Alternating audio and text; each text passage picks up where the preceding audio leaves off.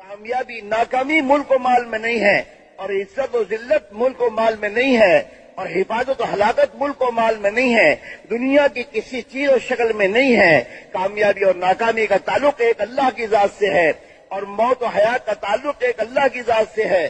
جیسے موت و حیات کا مالک ایک اللہ ہے، ایسے موت و حیات کے بیچ میں جتنے بھی حالات انسانوں پر آ رہے ہیں، ان تمام کے حالات کا لانے والا اور ان تمام حالات کو صحیح حالات سے بدلنے والا بھی ایک اللہ ہے۔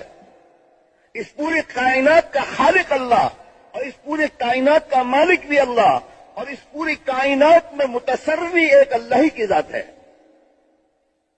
چاہے دنیا کی چیزیں انسانوں کے ہاتھوں میں ہوں، لیکن اس پر پورا تصرف ایک اللہ کا ہے۔ ایک اللہ کی ذات عالی ہے جو پوری دنیا کا مالک وہ ہے، پوری دنیا کا خالق وہ ہے، اور پوری دنیا کی ہر چیز اسی کی قدرت کے ماتحت ہے، اسی کے کنٹرول میں ہے۔ اس کے ارادے کے بغیر درخت کا پتا نہیں ہل سکتا۔ وہ خالق بھی ہے، وہ مالک بھی ہے، وہ متصرف بھی ہے۔